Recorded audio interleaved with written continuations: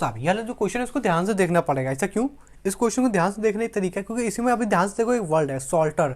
Salter इसकी में एक जो दूसरा क्वेश्चन इसी के ऊपर जो फॉर्म होता है उसमें होता है लॉन्गर। ये सॉल्टर और लॉन्गर खेल है ना, बस इसी का खेल है। इसके बाद पूरी कहानी चेंज हो जाती है और इसी के ऊपर बेस्ड जो डायग्राम है ना वो आप नहीं बता पाओगे। ठीक है, सबसे पहले यहाँ पर जो हाइट दी गई है, सबसे पहले वो कितनी दी गई है? 50 सेंटीमीटर हाइट दी गई है। ठीक है, फिर यहाँ पर एक इसकी जो शैडो बन रही है, यहाँ पर देखो सन का अल्टीट्यूड है हमारे पास, इसकी जो शैडो बन रही है और जो एंगल ऑफ एल्टीट्यूड है।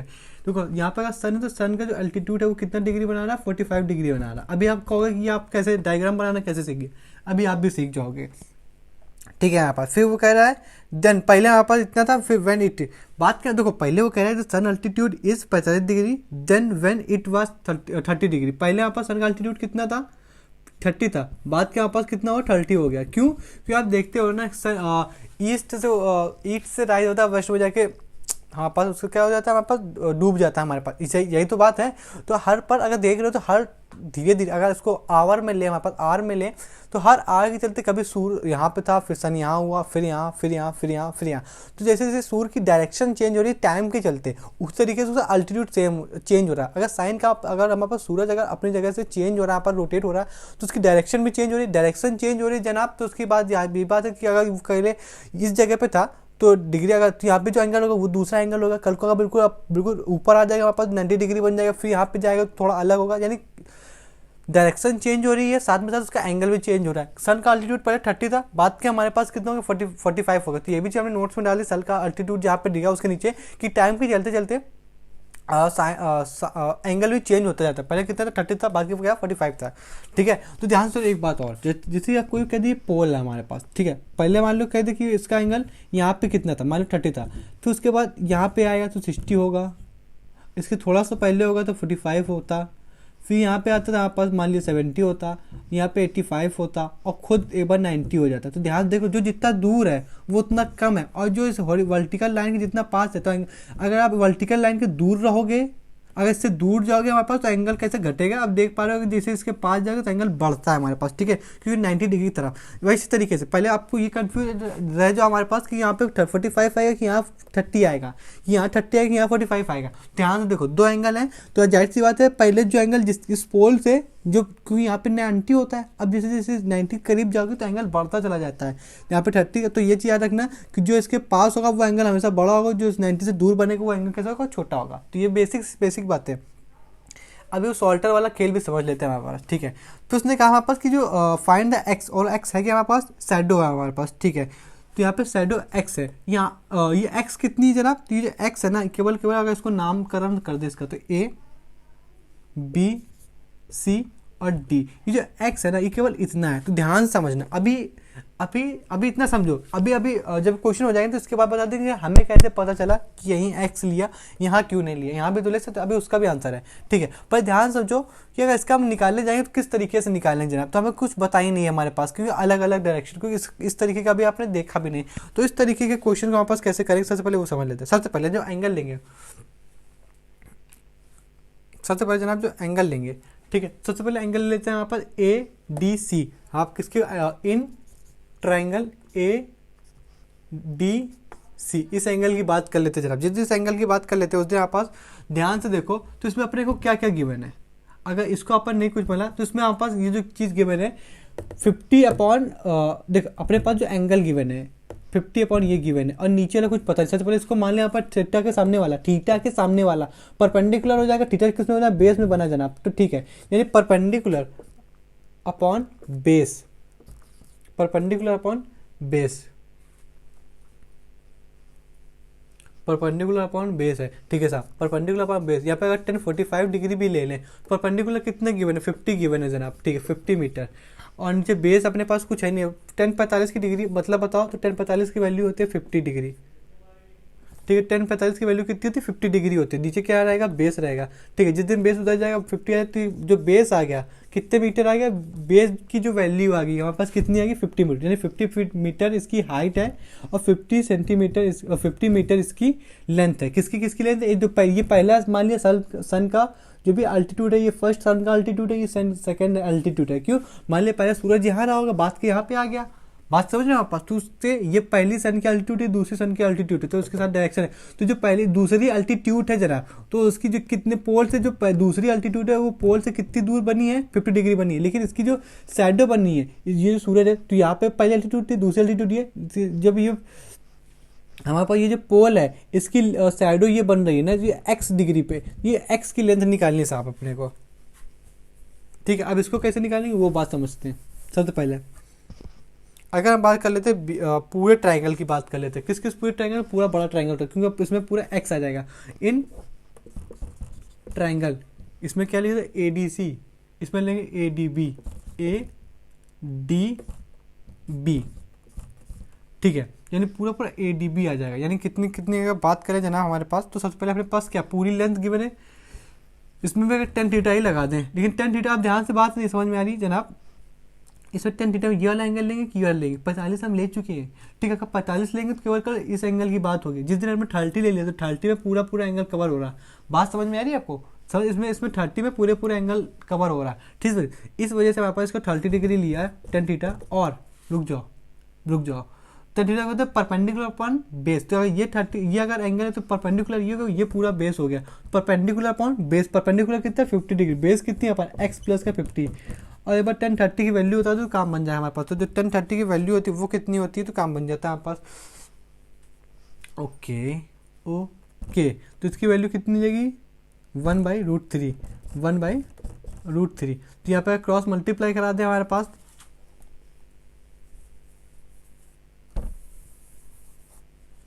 इसका जितने हमें 1/√3 होता है, तो इसका जितने हमें क्रॉस मल्टीप्लाई करा दी, क्रॉस मल्टीप्लाई करने में क्या ही हो जाएगा हमारे पास। तो यहाँ पे एक्स प्लस का 50, वहाँ पे जाएगा 50√3। और हमारे पास एक्स की वैल्यू चाहिए तो इसको अब उधर भेज दीजिएगा, हमारे पास 50√3 माइनस 50 कॉमन ले लो, 50√3 माइनस का 1, यहाँ पास आंसर हो जाएगा। आप चाहे तो मल्टीप्लाई करा के लिख लो, चाहे जैसे ही लिख लो हमारे पास। ठीक है, जो इसका आंसर आता है, जो एक्स की वैल्यू आती है वो आती है 36.6। ठीक है, ये 36.6 मीटर। ये जो साइडो बनी कितनी दूर बनी है, दूसरी वाली सन की एल्टीट्यूड से 36 मीटर दूर पर। ठीक है, लेकिन अब रुक जाओ, क्वेश्चन तो आप सॉल्व कर ही लोगे।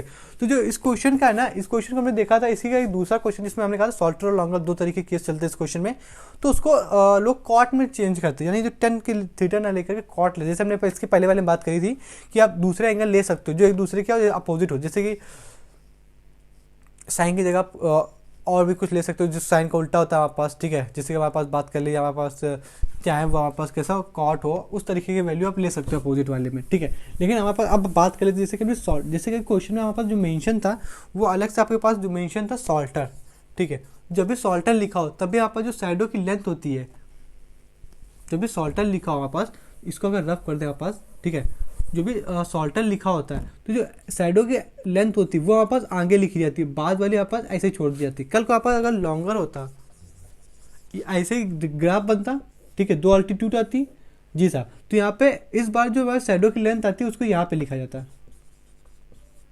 बात समझ में आई? यहाँ पे जब भी सॉल्टर लिखा जाए तो लेंथ कैसी रहेगी, आगे रहेगी, और जब भी लॉन्गर लिखा होगा बिल्कुल यही सेम क्वेश्चन में, और सॉल्टर की जगह लॉन्गर होगा तो हमारे पास शैडो जो लेंथ होगी वो एक्स हम बात के लिखेंगे। ठीक है, और इस क्वेश्चन को हम चाहे टेन थीटा मान के भी सॉल्व कर सकते हैं और कॉट थीटा मान के भी सॉल्व कर सकते हैं, क्योंकि एक दूसरे का अपोजिट मतलब उल्टे ही होते हैं, जाहिर सी बात है हमारे पास। ठीक है, अब हमारे पास इसके दो क्वेश्चन और बचे हैं, वो क्वेश्चन भी देख लेते हैं हमारे पास। ठीक है, बात समझ जाए, सॉल्टर में आगे, लॉन्गर में पीछे शैडो की लेंथ बनती है जब भी सन का अल्टीट्यूड की बात होती है। इस तरीके क्वेश्चन समझ गए आप? जी साहब, एक क्वेश्चन और देते हैं यहाँ पर, जो भी क्वेश्चन है कह रहा है कि एक if 1.5 metre tall girl stand on a distance of 5 metre from a lamp post, मतलब लैम्प हमारे पास जो स्ट्रीट लैम्प होते हैं वो स्ट्रीट लैम्प, ठीक है, lamp post and the cast मतलब बनाना, शैडो बनती है उसकी the length of 4.5 on the ground, then find the height of lamp post. ठीक है साहब, एक कोई 5.5 इंचेस की टॉल गर्ल है हमारे पास, वो हमारे पास उसकी हाइट है 1.5 मीटर। ठीक है, उस कितनी दूर खड़ी है हमारे पास, एक लैम्प से वो हमारे पास खड़ी हुई है 3 मीटर अवे। ठीक है, and the cast a shadow of, यहाँ पास अगर लैम्प है हमारे पास, ठीक है, तो लैम्प की रोशनी से चलते इस लड़की की हमारे पास क्या बनेगी, शैडो बनेगी। वो शैडो हमारे पास इस जगह बन जाएगी। ठीक है, वो जो शैडो की लेंथ हमारे पास वो गिवन है क्या, ठीक है, 4.5 गिवन है। ठीक है, यहाँ से इसको यहाँ तक ये इसकी तो लेंथ होगी हमारे पास किसकी, कि ये जो 3 मीटर है वो लैंप से लड़की कितनी दूर खड़ी है उसकी है, ठीक है। फिर हमारे पास find the height of post lamp, जाहिर सी बात है इसके तो बनेगा नहीं, तीनों को जोड़ना पड़ेगा तो हमारे पास राइट एंगल बनेगा, और राइट एंगल बन जाएगा तभी तो हम ट्रिग्नोमेट्री लगा सकते हैं, ठीक है साहब। तो समझिए यहाँ पर, चलो इसको हम नाम देते हैं ABCD। इस क्वेश्चन, जब भी इस तरीके के क्वेश्चन आपको देखने को मिले, सबसे पहले इसमें सिमिलरिटी करनी पड़ती है, सिमिलर प्रूफ नहीं करना पड़ता, ये क्वेश्चन पहले से सिमिलर होता है, ठीक है। ये एक तरीके की कह सकते हो आपके लिए टाइम बचा। जी साहब, बस समझ आई, सिमिलर प्रूफ करने की कोई ज़रूरत नहीं, आपको सीधे, आपको देखो अगर बोर्ड्स में हो गया आप ना, सबसे पहले आपको क्या करना पड़ेगा, सिमिलर प्रूफ भी नहीं करना पड़ता, बस एक चीज़ दिखाई जाती है कि सिमिलर कौन से दो ट्रायंगल है, तो अपने पास आपको समझाने के लिए भी और अपन डिस्कशन के लिए भी समझ लेते हैं कि हमने दो ट्रायंगल लेंगे, कौन कौन से दो ट्रायंगल लेंगे, एक तो पूरा वाला बड़ा वाला ट्रायंगल लेंगे हमारे पास, यानी ABC इन ट्रायंगल, कितना इन ट्रायंगल, मान लें कि जो ट्रायंगल हमारे पास कौन है AB, इसको क्या ले, ई ले लें क्या, ABD ले, ADB ले लें, और जो यहाँ पास दूसरा ट्रायंगल है कौन सा, हाँ इसको ले लें ECB, ठीक है। ये आपस में कैसे सिमिलर है हमारे पास, ठीक है। इसका अगर ये आपस में सिमिलर है, सबसे पहले इसको कैसे लिखेंगे कि दोनों सिमिलर है हमारे पास, तो सबसे पहले AD ये लेंथ अपॉन ये लेंथ, यानी क्या हो जाएगा AD अपॉन ये EC, उसके चक्कर में हमारे पास जिस दिन ये लाइन है उस दिन आ जाएगा हमारे पास क्या,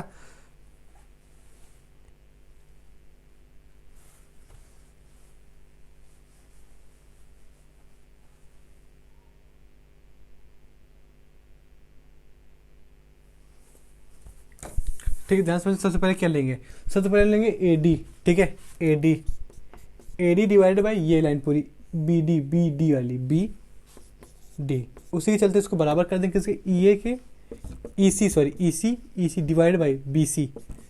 अब सबकी वैल्यू आप रख दोगे, AD की वैल्यू कितनी है H, ये तो हमें फाइंड करेंगे, BD की वैल्यू, BD यानी ये जुड़ेगा हमारे पास 4.5 और 3 जुड़ेगा हमारे पास 7.5 दे देगा, ठीक है साहब। EA की वैल्यू 1.5 गिवन है और BC की वैल्यू 4.5 गिवन है, ठीक है। ये हटा दो यहाँ पास, यहाँ पे इसको कट करोगे 3 आ जाएगा, 3 उधर जाएगा आपके पास, तो divide by 7.5 divide by 3 metre, ठीक है। आराम से आप कर लोगे, ठीक है, कोई दिक्कत वाली भी। अगर इसको ध्यान से देखोगे ना, 25 का 75 होता है जनाब, तो ये चीज़ जो लिखी हुई 2.5 लिखी हुई है, आसानी से लिखने का तरीका, ठीक है। ओके, तो यहाँ पर एक लास्ट क्वेश्चन देख ले, इस तरीके के क्वेश्चन समझिए। ये क्वेश्चन आपको प्रूफ चाहे 10th में हो तब भी उसमें हमारे पास सिमिलर प्रूफ करने की जरूरत नहीं होती, क्वेश्चन पहले से सिमिलर होता है, पर आपको समझना है किस किस का हम रेशियो बना, जैसे हमने इसका रेशियो बना दिया, इसका AD बाई BD का, EC बाई BC का, जो आपको समझ में आ जाए कि हाँ रेशियो जो बनेंगे उसका हमारे पास क्रिस क्रॉस क्या कह रहे हैं, क्रॉस मल्टीप्लाई करने में आसानी से उसका आंसर आता है, ठीक है, ठीक है। लास्ट क्वेश्चन देखेंगे हमारे पास, जी साहब। तो इसमें जो क्वेश्चन है इसमें बता रहा है कि two pillars of equal height stand on either side, मतलब दोनों साइड है हमारे पास, रोड है बीच में, उसके दोनों साइड एक पिलर है जो कि सेम हाइट के हैं, जो उनके बीच की जो दूरी यहाँ पर एक इस साइड तो बीच की जो दूरी है हमारे पास, वो जो विड्थ है उसकी वो है 100 मीटर की, and a point on road, जहाँ से कोई सभी एक रैंडम पॉइंट है हमारे पास रोड पे, जहाँ से पिलर्स का जो एंगल है, एंगल्स है हमारे पास, यानी उस पॉइंट से दोनों का एंगल ऑफ एलिवेशन बना रहा है, एक 60 बना रहा है, एक 30 बना रहा है। Find the height of each pillar and position of point on road. Okay, ठीक है, क्वेश्चन कहाँ गया, ठीक है। फाइंड द हाइट, देखो दोनों साइड है हमारे पास, ठीक है, दोनों साइड यानी इक्वल हाइट लेंथ के हैं, ठीक है, इक्वल हाइट इनकी, जितनी लेंथ जिसकी हाइट इतनी होगी, एच हाइट अगर इसकी तो एच हाइट इसकी होगी, दोनों की जो विड्थ है हमारे पास वो कितनी है, टोटल 100 मीटर है। लेकिन कोई सा भी एक अपन ने क्या किया, एक रैंडम पॉइंट ले लिया है, 100 मीटर है, ठीक है, तो अपन ने उसको क्या किया, एक रैंडम पॉइंट ले लिया, रैंडम पॉइंट कोई सा भी ले लें, ठीक है, एक 60 एक 30। अब बताओ अगर यहाँ से एंगल ऑफ एलिवेशन बन रहा है हमारे पास, तो इस साइड बनेगा कि इस साइड बनेगा, ये चीज़ समझ सकते हो। जाहिर सी बात है इस साइड थोड़ी बनेगा, क्योंकि ये तो 90 है साहब, ये भी 90 है, ठीक है। अब यहाँ पे 30 किस साइड रहेगा, 60 किस साइड रहेगा, जिस दिन आप समझ गए हमारे पास, उस दिन आपको ये चीज़ समझ लो कि एंगल का इशू रहेगा नहीं हमारे पास, क्योंकि कभी कभी इस तरह के क्वेश्चन में अगर चलो उल्टा सीधा भी ले लेते हो तब भी इसका आंसर आ जाएगा, लेकिन जो क्वेश्चन में एक्चुअल में आंसर की पोजीशन, एंगल की जो पोजीशन मैटर करती है, वो क्वेश्चन आपसे नहीं बनेंगे। तो जो एंगल जितना पास होगा किसके, 90 के वो उतना बड़ा बनेगा, तो इसमें से कौन इस साइड वाला हमारे पास 60 बनेगा, क्योंकि ये 60 इस साइड के ज़्यादा पास है किसके 90 डिग्री के, ये साइड थोड़ा दूर है हमारे पास 90 के, तो ये 30 बनेगा। ठीक है, ठीक है। और हमारे पास दोनों की लेंथ नापनी है ना, नापनी नहीं बतानी, ये तो ये रैंडम पॉइंट बताना। मान लिया अगर ये x डिस्टेंस पे है तो ये कितना हो जाएगा हमारे पास, ये हो जाएगा 100 माइनस x हो जाएगा। ठीक है, जिस दिन हमने निकाल लेंगे उस दिन कहानी अच्छी से हो जाएगी सब। ठीक है, अब इसमें प्रूफ करने वाली सिमिलरिटी वाली कोई बात नहीं, सीधा सीधा इसको अगर नाम दे दें क्या, A B C। ये अगर थोड़ा सा साफ सुथरा के लिए अपन मान लेते हैं कि ABC, नहीं तो वो भी मानने की कोई ज़रूरत ही नहीं है। ठीक है, ABC। ठीक है, अपने पास क्या क्या गिवन है, इतने की हाइट BC की लाइन देखो, अपने पास क्या क्या गिवन, अपने पास हाइपोटेनस है नहीं, तो जाहिर सी बात है साइन और कॉस का कोई रोल नहीं है, अपन को केवल परपेंडिकुलर, ये इसके चलते परपेंडिकुलर ये बेस, इसके चलते ये परपेंडिकुलर ये बेस, ये हाइट है। ठीक है, अपन को केवल परपेंडिकुलर और बेस से मतलब, तो परपेंडिकुलर बेस का कौन सा रेशियो जानते हो आप, ये तो 10 जानते हो, ये तो कॉट जानते हो, कॉट अपन लेंगे नहीं, 10 से सॉल्व कर लेते, तो 10 से सॉल्व करें यहाँ पास, तो 10 और 10 थीटा, अपन कौन सा सो ABC, और ABC में क्या है 30 डिग्री है। ठीक है साहब, अपन को क्या चाहिए, परपेंडिकुलर अपॉन बेस, परपेंडिकुलर में क्या रखा हुआ है, H रखा हुआ है। ठीक है, बेस में 30 डिग्री, तो उसकी 30 डिग्री की वैल्यू आपको पता है क्या, सॉरी यहाँ पे 30 थोड़ी गिवन है, यहाँ पे 100 माइनस कितना गिवन है, बेस में कितना गिवन है अपने को 100 माइनस एक्स। 1030 की वैल्यू पता है क्या आपको, जिस दिन 1030 की वैल्यू पता होती है उस दिन काम बन जाता है। तो 1030 वैल्यू होती है √3 1/√3।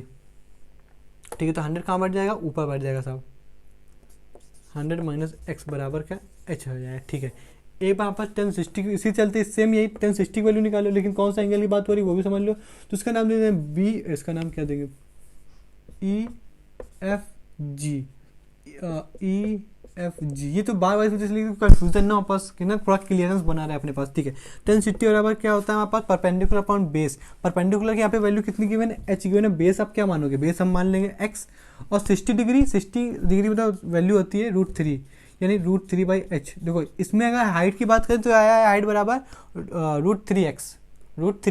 यहाँ पे अगर इसमें चलो इस अब इसके वैल्यू का अपने पास इक्वेट करना है यहाँ पास। ठीक है, तो जिस दिन यहाँ पास इस h की, ये जो h की वैल्यू √3x, उसको h की यहाँ पे पुट कर दें तो बन जाएगा √3x। अब क्रॉस मल्टीप्लाई करा दें साहब, तो जिस दिन अपने मन की आंखों से नहीं एग्जैक्ट आंखों से क्रॉस का मल्टीप्लाई करा दी उस दिन 3x बन जाएगा।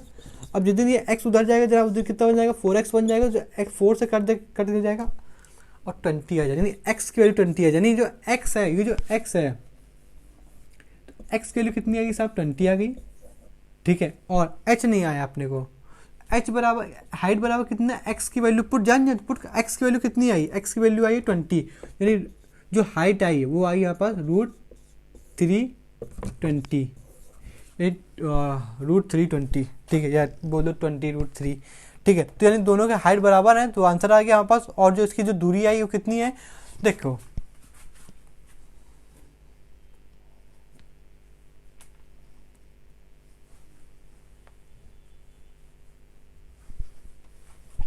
जो हमारे पास जो रैंडम पॉइंट है वो कितनी दूर था हमारे पास, 20 मीटर दूर था। ठीक है, बात समझ में। और जो तीसरा पॉइंट जो दूसरा वो हाइट कितनी आई, तो हाइट अपने पास आई है इतनी। तो अगर इसकी बात करें तो ये इसकी आंसर होता है 1.7, इसको अगर 2 मान लें, 40 के आसपास हाइट आई, जो हाइट अपने पास आई वो कितनी 40 मीटर के आसपास आई। ठीक है, अब हमारे पास ये जो चैप्टर यहाँ से मतलब चैप्टर क्या हमारे पास, उसको आप प्रैक्टिस करना है। देखो ये जो कॉन्सेप्ट है क्लास 10 का कॉन्सेप्ट, क्लास 10 की आप RD शर्मा लगा सकते हो, RS अग्रवाल लगा सकते हो हमारे पास। ठीक है, वही बेसिक से क्वेश्चन हमारे पास NCERT के जो एक क्वेश्चन हमारे पास हॉट एयर बलून का, वो भी आसानी से आप कर सकते हो क्योंकि उस बेसिक्स तो आपके पास क्लियर है। अब जो इसके पास अच्छे लेवल क्वेश्चन बनते हैं वो टेस्ट सीरीज में हम डिस्कस करेंगे PYQ के साथ, और सिलेक्टेड क्वेश्चन के जो लेवल अलग बनेंगे, PYQ के सेशन अलग बनेगा, सीरीज का क्वेश्चन अलग बनेगा। ठीक है, तो अपन मिलते हैं नेक्स्ट वीडियो में वेक्टर पे। ठीक है।